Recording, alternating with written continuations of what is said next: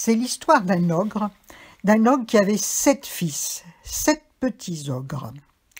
Ils vivaient dans un château sombre, très sombre, un château poussiéreux, avec des toiles d'araignée au plafond et des souris qui couraient sur le plancher. Les fils de l'ogre ne voulaient pas devenir des ogres. Non, ils ne voulaient pas parce qu'ils détestaient quand leur papa l'ogre avait mangé, dévoré un âne, un bœuf et un cochon et qu'il ronflait. Car quand il ronflait, les portes grinçaient et les murs du château tremblaient. Alors, quand ils eurent grandi, ils décident, tous les 7, de partir chacun de leur côté pour se débrouiller seuls dans la vie. Le plus jeune, Saturnin, prend son chemin, il marche, et il côtoie une ferme, une grande bâtisse. Il frappe à la porte. « N'auriez-vous pas besoin d'un serviteur ou d'un domestique ? Non, seulement nous aurions besoin d'un aide-jardinier. » « Eh bien, je suis votre homme, » dit Saturnin. Le propriétaire de la ferme lui donne des sabots, une bêche, un sécateur, et voilà notre Saturnin devenu aide-jardinier à la ferme. Dans cette ferme, il y avait des champs de carottes, de pommes de terre, de betteraves, mais il y avait surtout de magnifiques vergers. Il y avait des arbres venus des 4 coins du monde, et comme le propriétaire de la ferme était un peu magicien, il arrivait à faire pousser en même temps des fruits venus de tous les pays du monde. Il y avait des dattes et des oranges, il y avait des ananas et des bananes, il y avait des mangues, il y avait des fraises, des framboises, il y avait des poires, des pommes. C'était un verger merveilleux. Saturnin, l'aide-jardinier, bêchait, taillait, arrosait, il prenait soin du verger et comme il était très habile, il était même arrivé à faire pousser des abricots bleus et des pamplemousses rouges. Étonnant, non ? Le dimanche, il revêtait sa chemise rouge, il remplissait une carriole de tous les fruits du verger et allait les vendre au marché. Pour attirer la clientèle, Saturnin jonglait avec les pommes rouges, les pommes vertes, les pommes jaunes, et quand il jonglait, un arc-en-ciel se déroulait au-dessus de lui, entre sa main droite et sa main gauche, et une tourterelle venait se poser sur son épaule.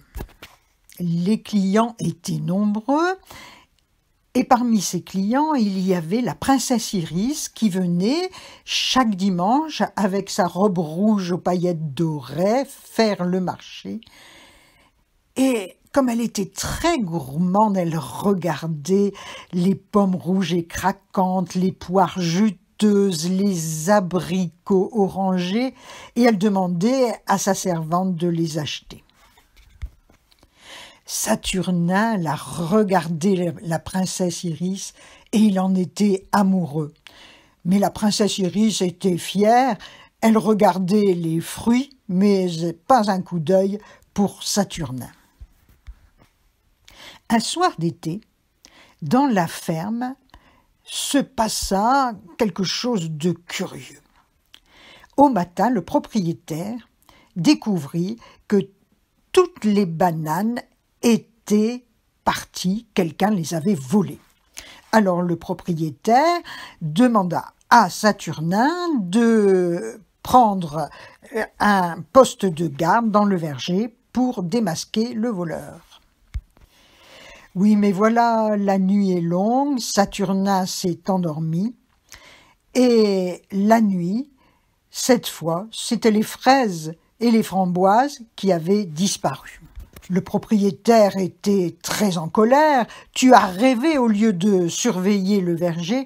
Attention à toi, parce que si la nuit prochaine je me fais encore voler, je te chasserai du domaine. » Saturnin réfléchit et il trouve un moyen. Il sème des coques de noix vides dans tout le verger et le soir, il s'allonge pour passer la nuit. En pleine nuit, crac, crac, crac, crac, les coquilles font du bruit. Quelqu'un est dans le verger. Saturnin se réveille et il voit la princesse Iris en train de déguster une belle grappe de raisin. Il se lève, quand la princesse Iris le voit, elle s'enfuit, elle prend ses jambes à son cou, elle s'enfuit. Saturnin ne la poursuit pas. Non, Saturnin va chercher sa carriole qu'il emplit de tous les fruits du verger et il va avec sa carriole en direction du château où habite la princesse. Arrivé à la porte, les gardes l'empêchent d'entrer, alors il prend des pommes rouges, des pommes jaunes, des pommes vertes, et il se met à jongler, et un arc-en-ciel se déploie entre sa main droite et sa main gauche, au-dessus de sa tête. Les gardes applaudissent. Pendant ce temps-là, Saturnin se faufile dans la cour du château et poste sa carriole près de la tour, là où se trouve la chambre de la princesse Isis.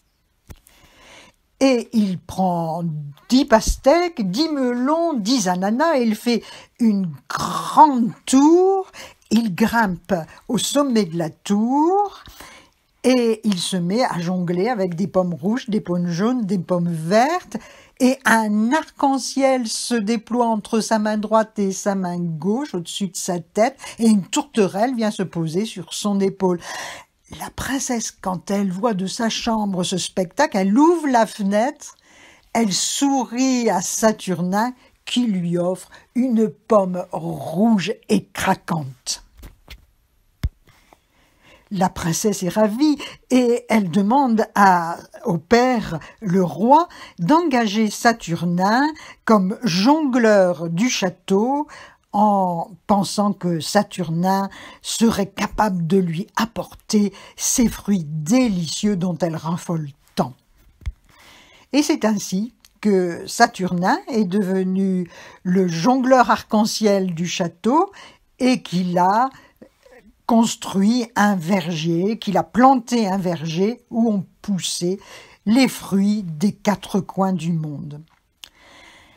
Et comme il était très amoureux de la princesse, il lui a demandé sa main, et la princesse, comme elle adorait les fruits de Saturnin, a accepté avec joie.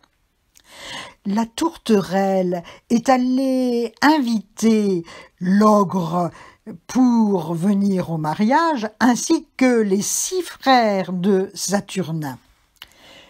Le mariage a eu lieu, ce fut une grande fête, et vous devinez qu'en guise de dessert, il y a eu la salade de fruits, la plus grande, la plus magnifique qu'aucun cuisinier n'avait jamais réalisée. Voilà, j'espère que cette histoire vous a plu. Elle a été inspirée par le livre de Paul Thiès, Les 7 fils de l'ogre.